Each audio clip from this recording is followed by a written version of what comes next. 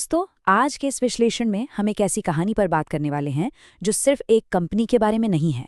ये कहानी है जुनून की, बड़े बलिदान की और एक आम जिंदगी जीने से पूरी तरह इनकार कर देने की। ये उस इंसान की कहानी है जिसने दुनिया को दिखा दिया कि जिद और अनुशासन से एक अमर विरासत कैसे बनती है। जी हाँ, आज हम जानेंगे फेरारी की असली कहानी।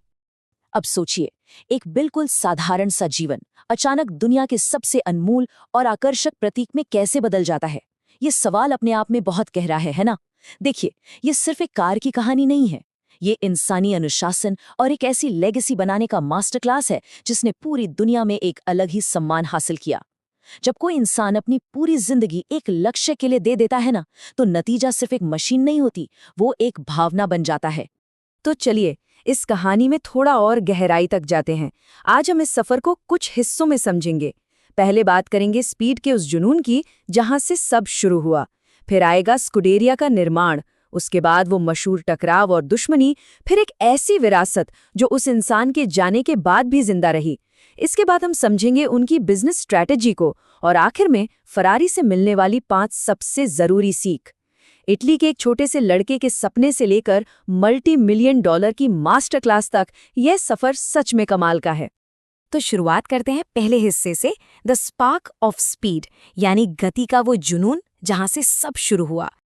अब जरा उस दौर की कल्पना कीजिए। 1900 के दशक की शुरुआत में इटली के मोडेना शहर में जिंदगी आसान नहीं थी। उस वक्त सिर्फ जिंदा बचना ही सबसे बड़ा लक्ष्य होता था। लेकिन पहले विश्व युद्ध के उस डरावने माहौल में एंजो ने डर के जीने के बजाय कुछ बड़ा करने की सोची। और उनकी जिंदगी का टर्निंग पॉइंट तब आया जब एक छोटे बच्चे के रूप में उन्होंने पहली बार एक कार रेस देखी।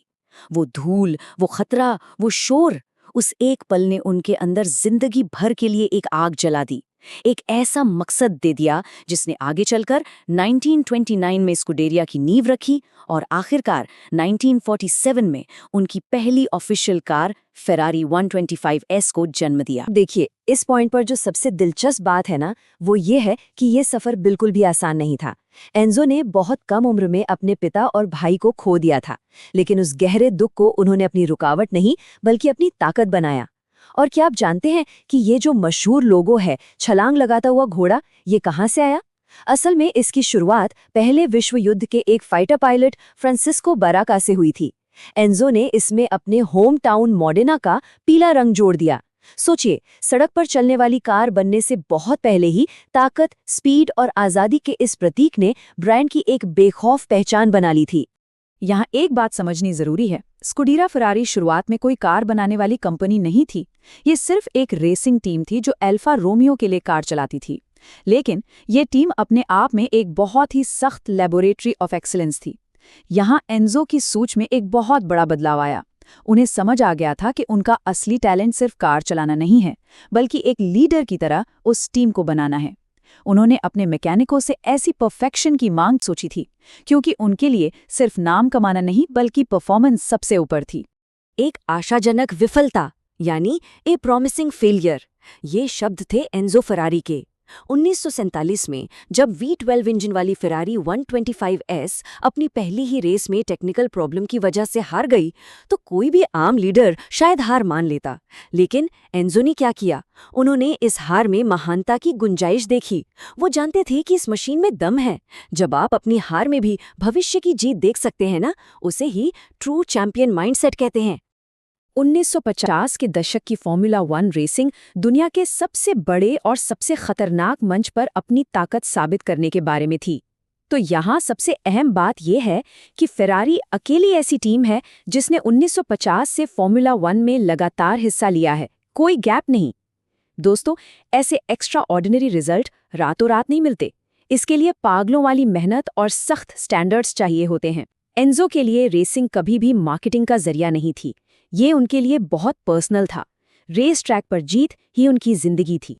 और फिर आया 1960 का दशक, जिसने दुनिया को सबसे बड़ी दुश्मनी दी, फोर्ड बनाम फरारी। जरा सोचिए, एक तरफ थी फोर्ड जो बहुत बड़े पैमाने पर कारें बनाती थी और रेसिंग पर कंट्रोल चाहती थी।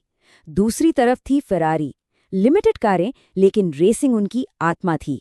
जब फेरारी पर पैसों का भारी दबाव आया और फोर्ड ने उन्हें खरीदने की कोशिश की, तो एंजो ने क्या किया? उन्होंने अपना कंट्रोल बचाने के लिए आखिरी पल में उस डील को ठुकरा दिया, बिल्कुल मुंह पर मना कर दिया। इसकी वजह से 1966 के लेमैन्स में फेरारी को भारी हार का सामना करना पड़ा। लेकिन इसी हार ने उन्हें और भी खतरनाक तरीके से वापसी करने पर मजबूर कर दिया। देखिए, हर शक्तिशाली ब्रांड के पीछे एक भावना होती है और हर मजबूत लीडर के पीछे एक गहरा दर्द होता है। ऐसी कंपनी चलाना आसान थोड़ी है। एंजो ने बीमारी की वजह से अपने बेटे डीनो को खो दिया था। एक ऐसा दर्द जिसने उन्हें हमेशा के लिए और भी ज्यादा गंभीर और सख्त बना दिया। और फिर 1976 में निकी लौडा का वो डरावना क्रैश। वो बुरी तरह जल गए थे, लेकिन आप यकीन नहीं मानेंगे, कुछ ही हफ्तों बाद वो पट्टियां बांधकर रेस ट्रैक पर वापस आ गए।